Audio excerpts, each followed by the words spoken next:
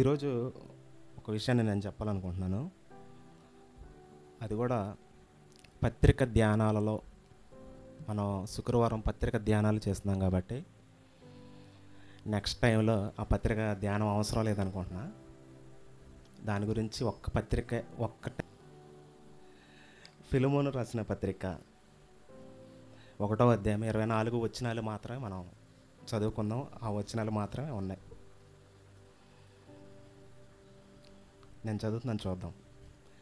క్రీస్తు యేసు ఖైదీ అయిన పౌలును, సహోదరుడైన తిమోతియు, మా ప్రియుడును జత పనివాడైన ఫిలేమోనును, మన సహోదరి అయిన అప్పియకును, తోటి యోధుడైన అర్జిప్పాకును, నీ ఇంట ఉన్న సంగమనకునకు శుభమని చెప్పి వ్రాయనది అని ఇక్కడ కొటేషన్స్ చెప్పాడు. ఇక్కడ పౌలు గారు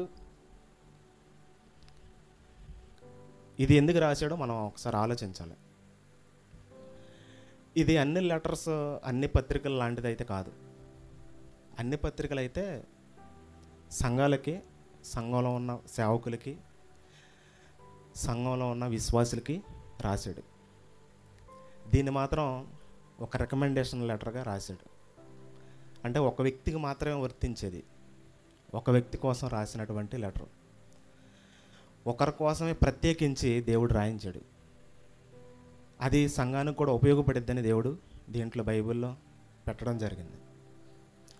అంటే మనం అనుకోవచ్చు, ఒక వ్యక్తి కోసం రాయిస్తే ఆ వ్యక్తి జీవితం లాంటిది సమాజంలో లేదా అని మనం క్వశ్చన్ వేసుకోవచ్చు. ఆ వ్యక్తి ఎలా ఉన్నాడు, సమాజం ఎలా ఉంది అనేది మనం ఒకసారి టాలీ చేసి చూడవచ్చు. ఒకవేళ అందుకోసమే పెట్టి ఉండొచ్చు కదా మనం అనుకోవచ్చు. అది మన ఆలోచన మాత్రమే. ఒరిజినల్గా దేవుని ఆలోచన మనకైతే తెలియదు. అంటే ఒక సంఘాలకు రాసినటువంటి పౌలు గారు అనేక మంది వ్యక్తులని పరిశుద్ధులుగా మార్చినటువంటి పౌలు గారు, పరలోకానికి నడిపించినటువంటి పౌలు గారు ఈ లెటర్ను మాత్రం ఓన్లీ 1 పర్సన్కి మాత్రమే, ఆయనకు మాత్రమే రాశాడు. ఆయనతో పాటు అందరికి వర్తించేటట్టుగా. ఒకసారి చూద్దాం, ఒకసారి చదవండి స్టార్టింగ్ నుండి.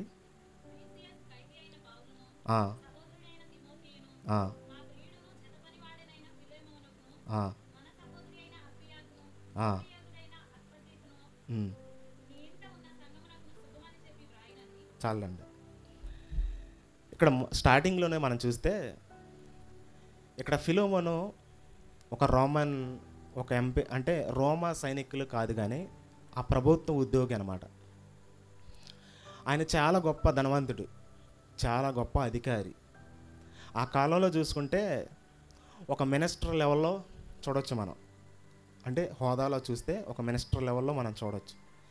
అటువంటి హోదాలో ఉన్నటువంటి వ్యక్తి ఫిలోమోను. అటువంటి హోదాలో ఉండి కూడా వాక్యాన్ని స్వీకరించాడు. పౌలు గారి ప్రయాణాలలో, ఆయన జర్నీస్లో తిరిగినప్పుడు ఆయన తగిలినటువంటి సేవకుడు, ఆయన చేర్చుకున్నటువంటి సేవకుడు, ఆ చేర్చుకుని తన ఇంటనే ఒక సంఘాన్ని ఏర్పాటు చేసి ఆ ఇంట్లోనే చర్చిని రన్ చేస్తూ ఉన్న సేవకుడు కాదని సంఘ పెద్ద. ఆ ఇంట్లోనే, తన ఇంట్లోనే, అది ఒక చర్చి హౌసే, చర్చి హౌస్. ఇక్కడ పైన వ్యక్తుల పేర్లు చెబుతున్నాడు మనకి. కొంతమంది పేర్లు పౌలు గారు ఫిలోమోనికి, తిమోతికి, ఇంకా పైన ఇంకా కొత్త 2 వ్యక్తుల పేర్లు చెప్పాడు. ఆ 2 పేర్లు ఏంటో మనం చూడాలి. అంటే పేర్లు చెప్పాడు కానీ వాళ్ళెవరు, అసలు వాళ్ళెవరు, ఆ సంఘంలో వాళ్ళ పేర్లు చెప్పాడు. ఎందుకు చెప్పాడు మరి? వాళ్ళ సంఘంలో అంత గొప్పగా ఉన్నారా? గొప్పగా ఉన్నారు కాబట్టి వాళ్ళ పేర్లు రాయించాడు. అక్కడ ఊరికి ఎందుకు రాయించుతాడు? చూడండి, కొత్త వ్యక్తుల్లా కాపాడుతున్నారు మనకి. మన సహోదరి అయిన అర్పియా,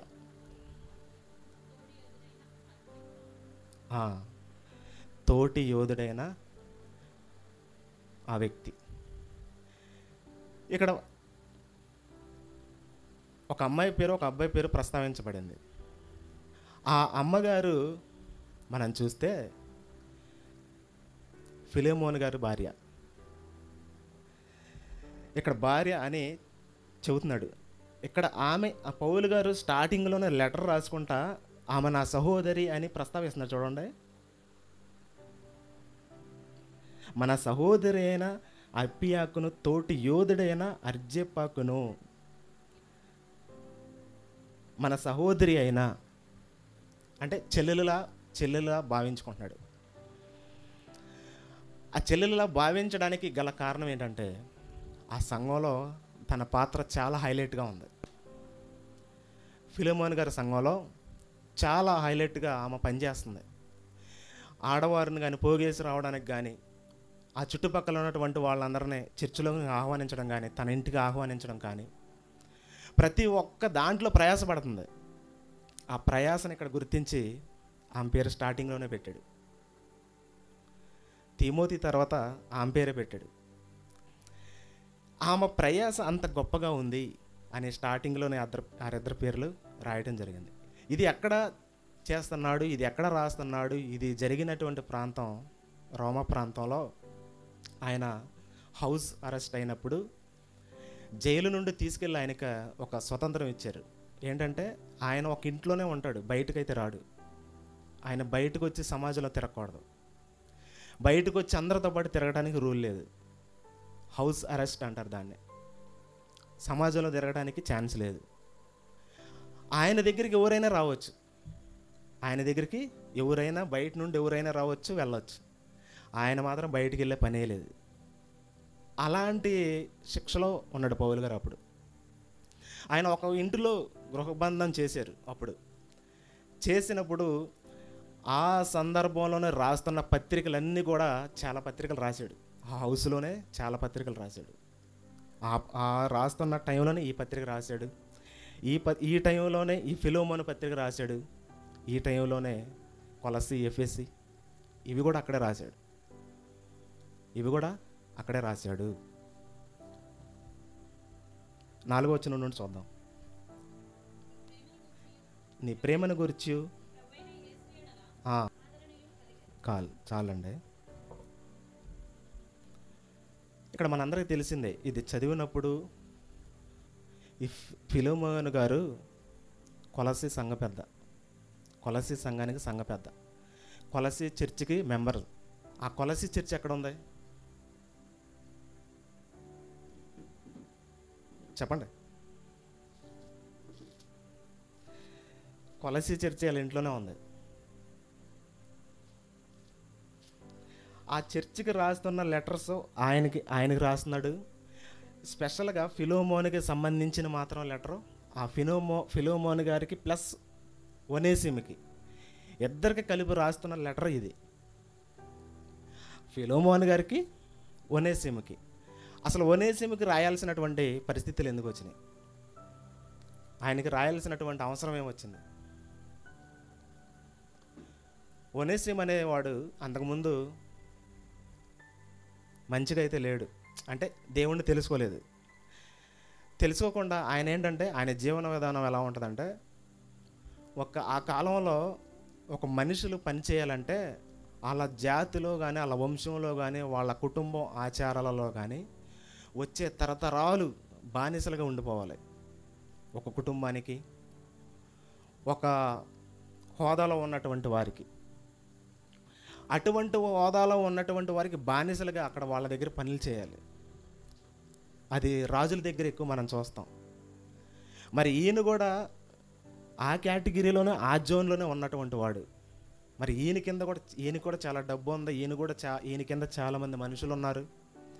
ఈయన కింద కూడా చాలామంది వ్యక్తులు పనిచేస్తున్నారు. అటువంటప్పుడు మరి ఒనేసిము కూడా ఈయన కింద ఒక బానిసగా వర్క్ చేస్తూ ఉన్నాడు.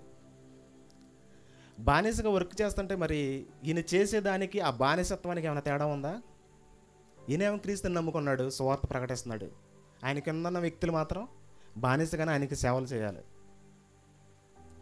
దీనికి అసలు పొంతనే లేదు. అసలు బానిసలుగా అంటే వాడు చనిపోయేంత వరకు పని చేయాలి అక్కడ. వాడికి స్వతంత్రం అనేది లేదు. వాడు వాళ్ళ ఫ్యామిలీని చూసుకోవాలని అని లేదు. వాడు చనిపోయేంత వరకు సేకరులు చేస్తూనే ఉండాలి. అటువంటి వాళ్ళనే బానిసలు అని అంటారు.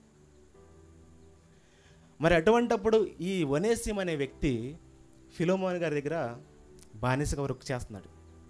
ఆయనతో పాటు చాలామంది ఉండి ఉండొచ్చు, కానీ ఈ వ్యక్తి బయటపడ్డాడు. అక్కడ పని చేస్తున్నప్పుడు ఆల్రెడీ ఆయన ఫిలోమోన్ గారు ఉన్న స్టేజ్ ఒకసారి చూస్తే క్రీస్తుని నమ్ముకున్నాడు. ఆయన దగ్గరే సంఘం ఉంది, ఆయన ఇంట్లోనే చర్చ్ ఉంది, ఇవన్నీ కంటిన్యూ అవుతున్నాయి. కానీ ఆయన చేసే వాళ్ళ కింద అధికారం ఎలా ఉందంటే చాలా భయంకరంగా ఉంది. పైకి చూస్తానికి ఆయన అందరికీ ఒక నాయకుడిగా, సంఘ పెద్దగా, చర్చ్ మెంబర్గా కాపాడుతున్నాడు. ఆయన కింద ఉన్న వాళ్ళు చూస్తే బానిసలుగా కాపాడుతున్నారు. ఇంకా క్రైస్తవం ఎక్కడ ఉంది? అసలు క్రైస్తవుడు అంటేనే ఎదుటివాడిని సహోదరుడిగా ఫీల్ అవ్వాలి. క్రైస్తవుడు అంటేనే ఎదుటివాడిని ప్రేమించాలి. క్రైస్తవుడు అంటేనే ఎదుటివాడికి సహాయం చేయాలి. క్రైస్తవుడు అంటేనే ఎదుటివాడు నా సహోదరుడు అన్న భావంతో ఉండాలి. ఈ భావం ఎక్కడ లేదు కదా.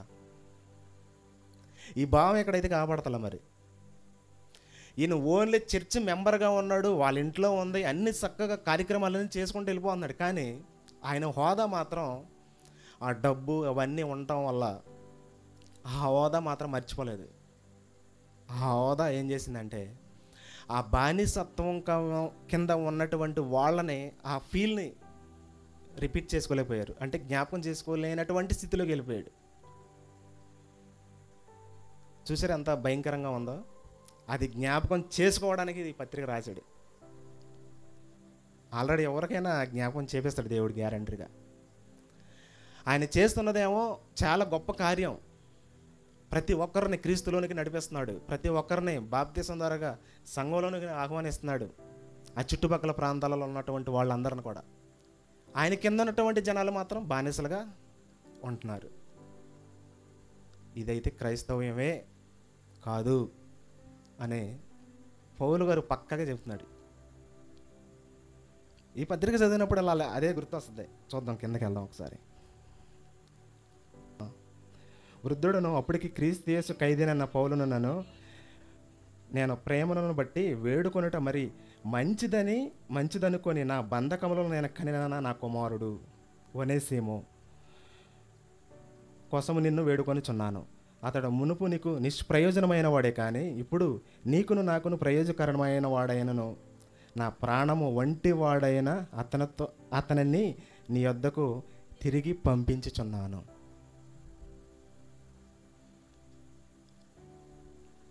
ఇక్కడ పౌలు గారు చూడండి, ఆయన స్టాండర్డ్ చూడండి ఒకసారి. ఆయన స్టాండర్డ్లో ఆలోచిస్తే, ఆయన ఆలోచనలో ఆలోచిస్తే ప్రతి ఒక్కడు కూడా ఒక సహోదరుడే. ఆయన తప్పిపోయి వచ్చాడు. రోమా ప్రభుత్వం ఎఫెసీ పట్టణం నుండి ఆల్రెడీ అక్కడ కొలస్సీ దగ్గర ఉన్న ఆ ప్రాంతం నుండి అక్కడ నుండి పారిపోయి వచ్చి రోమా ప్రభుత్వం రోములో ఉన్నాడు పౌలు గారు. ఆ ప్రాంతానికి అక్కడ నుండి 110 కిలోమీటర్లు నడుచుకుంటూ వచ్చాడు పౌలు గారి కోసం ప్రత్యేకించి. అంత దూరం ప్రయాణించి ప్రయాణం పౌలు గారిని ఎత్తుకుంటూ వచ్చేసాడు. ఆయన ఒకసాట ఉన్నాడని మరి ఎట్ట తెలిసిందో, మరి ఎంతమందిని అడిగాడో మనకైతే తెలియదు. ఒక వ్యక్తిని కనుగొనాలంటే ఆ కాలంలో చాలా కష్టం. ఇప్పుడైతే సింపుల్గా ఫోన్లు చేసేసుకుంటాం మనం. ఆ కాలంలో కనుగొనాలంటే పలానా వ్యక్తి అని ప్రతి ఒక్కరిని అడుక్కుంటూ వెళ్ళాలి మనం. ఆయన కొద్దిగా ఫేమస్ అయితే సింపుల్గా కనుక్కోవచ్చు. మరి ఆయన సువార్త ప్రకటిస్తున్నాడని చెబితే ఆ పద్ధతిలో కనుక్కున్నాడేమో మనకైతే తెలియదు. అలా కనుక్కొని డైరెక్ట్గా పౌలు గారి దగ్గరికి వచ్చేసాడు ఆయన. ఒకవేళ పౌలు గారి దగ్గరికి రాకపోతే పరిస్థితి ఏంటి? ఫిలోమోను గ్యారెంటీగా అతన్ని చంపేస్తాడు. ఒనేసిముని గ్యారెంటీగా చంపుతాడు. అసలు సంపతం అనేది క్రైస్తవులోనూ లేదుగా. బానిసలని బయటకు వెళ్ళిన తర్వాత వాళ్ళకి ఉరిశిక్ష మాత్రం ఉంటుంది. ఆయన దగ్గర చేస్తున్నటువంటి వృత్తిలో నుండి బయటికి వెళ్ళిపోయాడు అనుకోండి, వాడికి మరణశిక్ష ఉంటుంది. అది పక్కగా ఆలోచించుకొని బానిసలు అనేవాడు బయటికి వెళ్తాడు. నేను చనిపోయినా పర్లేదు, నాకు ఇక్కడ ఉండటం ఇష్టం లేదని వెళ్ళిపోతే బయటికి సైనికులు మాత్రం పంపించారా, వాడికి దొరికితే మరణశిక్ష. కాలిస్తే కాల్ చేయండి అని చెబుతారు చూసారా, ఎన్కౌంటర్ చేసేయండి అంటారు నక్సలైట్లు కనపడితే. అలా ఉంటుంది. అలాంటి ఆర్డర్స్ ఉంటాయి. మరి అలాంటప్పుడు డైరెక్ట్గా పౌలు గారి దగ్గరికే వచ్చాడు ఈయన. మరి ఈయన దగ్గరికి రావడానికి గల కారణం ఏంటి? ఈయన దగ్గరికి ఎందుకు వచ్చాడంటే ఆల్రెడీ పౌలు గారి జర్నీస్లో అక్కడికి వెళ్ళినప్పుడు వాళ్ళ ఇంటి దగ్గర సంఘంలో కూడుకున్నప్పుడు ఆ వాక్యం విన్నాడేమో, పౌలు గారిని చూసాడేమో డైరెక్ట్గా. అంతమందిని మార్చేస్తుంటే, అంతమందిని క్రీస్తు ద్వారాగా ఆయన ప్రేమిస్తుంటే నాకు అది కావాలని వెళ్ళాడేమో. ఇదిగో ఆయన దగ్గరికి వెళ్తే నాకు జీవితం ఉంటుంది, ఇదిగో మార్పు, అసలైన జీవితం అదేనేమో అన్న చేంజెస్ అనేది చూశాడు అక్కడ పక్కగా ఆ సంఘంలో అక్కడ పనిచేస్తున్నప్పుడు. అలా చూసినప్పుడు ఈయన చేసే వృత్తికి అక్కడ ఆయనకి పైన ఉన్నటువంటి అధికారికి సంబంధం లేనటువంటిగా ఉంది. ఆయనే ఒక బానిసలుగా చూస్తున్నాడు. ఆ పెద్ద ఆయన కింద ఉన్నవాళ్ళు బానిసలుగానే ఉండిపోయారు. కానీ పౌలు గారు పరిచర్యను చూసి ఆయనకి మైండ్ ఇదైపోయింది. కన్ఫామ్గా నేను ఆయన దగ్గరికి వెళ్ళిపోవాలి, కన్ఫామ్గా నేను ఆయనతో మాట్లాడాలి, ఆయన దగ్గరికి వెళ్తే నాకు ప్రయోజనం, ఆయన దగ్గరికి వెళ్తే నాకు నా ప్రాణానికి క్షేమకరం అని ఫిక్స్ అయిపోయి వెళ్ళిపోయాడు.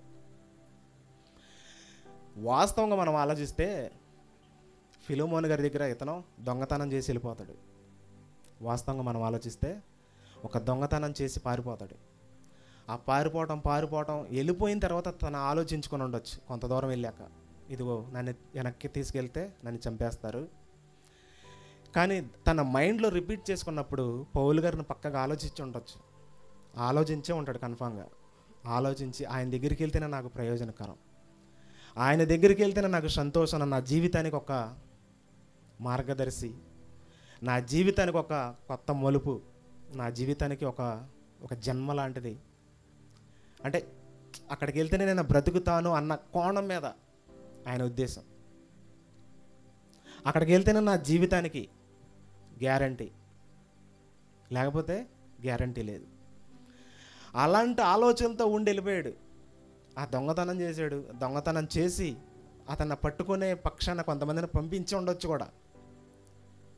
ఫిలోమోను గారు పంపించకుండా ఏమి ఉండడం. కానీ అతను వెళ్ళి 110 కిలోమీటర్లు నడిచి రోమా ప్రాంతానికి వెళ్ళి పౌలు గారు ఉన్న ప్రాంతాన్ని కనుగొని ఆ హౌస్ అరెస్ట్ అయ్యి ఉన్న ఇంట్లోకి వెళ్ళి ఆయన దగ్గర ఉండిపోతాడు కొన్నాళ్ళు. అక్కడ ఉండి ఆ సువార్త విని మారు మనసు పొంది చేంజ్ అయిపోయిన తర్వాత అప్పుడు చెబుతున్న మాటలు, ఇదిగో ఆ బంధకాలలో నేను కనిన నా బిడ్డ అని చెబుతున్నాడు పౌలు. ఇదిగో ఇతను నేను కన్నాను అని చెప్పి కింద చదువుదాం ఒకసారి.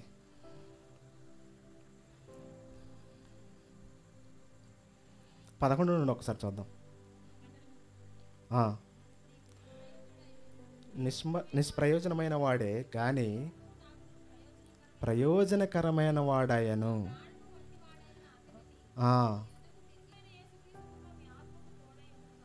అని చెప్పాను. చాలు. ఇక్కడ డైరెక్ట్గా మనం చూస్తే ఫిలోమోను గారి దగ్గరికి ఒనేసిముని పంపిస్తే ఆయన ఏం చేస్తాడు చెప్పండి? ఆయన చంపేస్తాడు. అక్కడ నేను మారిపోయా, పౌలు దగ్గరికి వెళ్ళా, నేను మారిపోయా, సువార్త విన్నా, అవన్నీ చేశాను, బాప్తీసం తీసుకున్న, క్రీస్తుని అంగీకరించా, ఇవన్నీ చేసి నా జీవితం మార్చుకొని నేను వస్తున్నానని డైరెక్ట్గా వెళ్ళి నుంచోని చెప్పాడు అనుకోండి, వింటాడా? అస్సలు కండ. మరి ఎవళ్ళని పంపించాడు మన పౌలు గారు? అలాంటప్పుడు ఒక వ్యక్తిని పంపించాలి, బాగా తెలిసినటువంటి వ్యక్తిని, పౌలు గారికి తెలిసినటువంటి వ్యక్తిని, అలాగే అక్కడ సంఘంలో ఉన్నటువంటి వ్యక్తులందరికీ తెలిసినటువంటి వ్యక్తిని పంపించాలి. ఇదిగో ఈయన మారిపోయాడు, ఇలా చూడొద్దు అని ప్రత్యేకంగా ఫిలోమోను గారికి ఈ లెటర్ ఇచ్చి, ఆ లెటర్ ఇచ్చిన తర్వాత ఈ వ్యక్తి గురించి చెబుతూ ఉన్నాడు. ఆ ఉద్దేశాన్ని ఇక్కడ చెబుతున్నాడు. ఆ వ్యక్తి పేరు అక్కడ రాయలేదు, కానీ తుకిక్ అనే ఒక నాయకుడు. అతని చేత ఈ లెటర్ ఇచ్చి పంపిస్తాడు. ఈ లెటర్ ఇచ్చి పంపించి ప్లస్ ఆ ఒనేసిమును కూడా తీసుకొని పంపిస్తాడు. ఆ ఒనేసిమును కూడా తీసుకొని వెళ్ళి, ఇదిగో ఫిలోమోను దగ్గర అప్పచెప్పు, ఇదిగో ఈయన పారిపోయి వచ్చాడు, ఈ లెటర్ ఆయనకి ఇస్తే ఇంచుమించుగా ఆయనకి తెలిసిపోద్ది. ఈయన తీసుకుని వెళ్ళి సంఘానికి పరిచయం చేయి, ఇదిగో ఈ సంఘంలో ఈ లెటర్స్ని చదివించు. ప్రత్యేకంగా ఫిలోమోను గారికి మాత్రం ఈ లెటరు, దాంతోపాటు కొలస్సీ లెటర్ని కూడా రాసి అదే వ్యక్తికి ఇచ్చి పంపిస్తాడు, కొలస్సీ సంఘానికి. ఇప్పుడు 2 లెటర్స్ తీసుకొని వెళ్తున్నాడు ఆ వ్యక్తి. 110 కిలోమీటర్లు నడుచుకుంటా మళ్ళీ వెళ్తూ ఉన్నాడు. మరి ఒనేసిం అనుకోవచ్చు, నన్ను తీసుకెళ్ళి చంపేసిన ప్రాబ్లం లేదనుకుంటాడు. ఎందుకంటే యేసుప్రభుని తెలుసుకున్నాడుగా. తెలుసుకున్నాక ఇక దాని గురించి ఆలోచించాడు ఆయన. అంతకుముందు ఏదో తప్పు చేసి పారిపోయి వచ్చాడు. దానికి పౌలు ఏమన్నాడు, నీ దగ్గర నుండి నా దగ్గరకు వచ్చింది ఇది కొన్నాళ్ళు దీనికేనేమో, నీ దగ్గర పరిస్థితులు అలా ఉన్నాయే, దానికోసం దేవుడు దీన్ని బయలుపరుస్తున్నాడు అని చెబుతూ ఉన్నాడు ఫిలోమోనికి. అలా కాదు, ఇదిగో ఆ దాసుడు, నీ దగ్గర ఉన్నటువంటి వ్యక్తిని నువ్వు అలా చూడొద్దు, సహోదరుడిగా నువ్వు భావించాలి. ఇదిగో నా కుమారుడు, అతను నా కుమారుడు, నేను బంధకాలలో నేను కన్నా అని చెప్పి ఆ లెటర్స్తో పాటు ఆ వ్యక్తిని, ఆ ఇద్దరిని ఇచ్చి పంపించుకొని వెళ్తూ ఉన్నాడు. మరి పౌలు గారితో బంధకాలలో ఉన్నటువంటి వ్యక్తులు ఉన్నారు. పౌలు గారు ఆల్రెడీ హౌస్లో ఉన్నప్పుడు ఆయనతో పాటు ఉన్నటువంటి వ్యక్తి అరిస్తారిక్. మరి లోక గారు ఉన్నారు, మార్కు గారు ఉన్నారు, కింద ఉన్నారు కదా, వందనాలు చెబుతున్నారు అంటున్నారు కదా. వీళ్ళందరూ కూడా వాళ్ళే అంటే వాళ్ళకి చెబుతున్నారు, ఎట్లా చెప్పండి అని, ఆ సంఘానికి వెళ్ళి చెప్పండి అని చెబుతున్నారు. వీళ్ళందరూ మీకు వందనాలు చెబుతున్నారు అని చెప్పి ఆ లెటర్స్ 2 కూడా సంఘానికి ఒకటి, ఫిలోమోను గారికి ఒకటి రాసి పంపిస్తూ ఉన్నాడు. అది తీసుకొని ఫిలోమోను గారు జీవితం మార్చుకోవడానికి, ఇంకోటి దేవుని హెచ్చరిక అని కూడా అనుకోవచ్చు. ఇదిగో నీ కింద ఉన్నటువంటి వ్యక్తులు ఇబ్బందికరంగా ఉన్నారు, నువ్వేం పైకి చాలా గొప్పగా కనిపిస్తూ ఉన్నావు, ఇదిగో నేను క్రీస్తుకు దాసుడిని, క్రీస్తు కొరకు నేను పనిచేస్తున్నా, క్రీస్తు కోసం నేను పనిచేస్తున్నానని నువ్వు చెప్పుకుంటున్నావు, కానీ నీ కింద ఉన్నటువంటి వాళ్ళు బానిసలుగా నలిగిపోతున్నారు అని దేవుడు గట్టిగా లెటర్ ద్వారాగా చెప్పించాడు. అదే ఈ యొక్క ఫిలోమోనుగా రాసిన గారి పత్రిక వివరణ. ఇంకా దీంట్లో చాలా విషయాలు ఉన్నాయి, కానీ టైం అయిపోతుందని నేను చెప్పట్లేదు. ప్రార్థన చేసుకుందాం. ప్రార్థన. పరిశుద్ధుడా, ప్రేమ కలిగిన తండ్రి, మీకే వందనాలు, స్తుతులు స్తోత్రాలు చెల్లిస్తున్నాం తండ్రి. గడిచిన కాలం అంతా కూడా తండ్రి మీరు మాకు తోడుగా ఉన్నందుకే మీకే వందనాలు. అలాగే తండ్రి, మరి మేము కూడా పైకి భక్తిగా మరి మేము కనిపిస్తూ ఉండొచ్చేమో, కానీ మరి మా కింద ఇంకేమైనా లోపాలేమో కనిపిస్తూ ఉన్నాయేమో తండ్రి, మాకు బయలుపరచండి. మరి ఆ కాలంలో ఫిలోమోను గారికి బయలుపరిచినట్టు మరి మేము కూడా అటువంటి లోపాలతో ఉంటే మాకు సహాయం చేయమని అడుగుతూ ఉన్నాం తండ్రి. మరి మీ యొక్క మార్గం వైపుకు నడిచే ముందు మరి మీ యొక్క మార్గాలలో, అలాగే మరి సేవా జీవితంలో ముందుకు వెళ్ళేటప్పుడు ఎలాంటివే పొరపాట్లు అడ్డొస్తూ ఉంటాయి ప్రభా, వాటన్నిటిని కూడా మమ్మల్ని సరి చేసుకొని ముందుకు నడుచుకునేవారుగా మాకు సహాయం చేసి నడిపిస్తారని ఒక ప్రార్థన మీ పాద సన్నిధికి చేర్చుకోమని మా రక్షకుడైన యేసుక్రీస్తు పరిశుద్ధ నామములో ప్రార్థన అడుగుచున్నాను మా తండ్రి. ఆమేన్. అందరికీ వందనాలండి.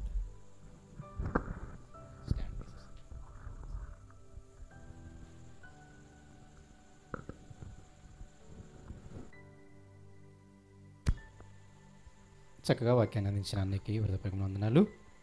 అందరం కూడా అలాగే తరలి వచ్చినట్లయితే చిన్న ప్రార్థన చేసుకుందాం. పరిశుద్ధుడా, ప్రేమ కలిగిన మా తండ్రి,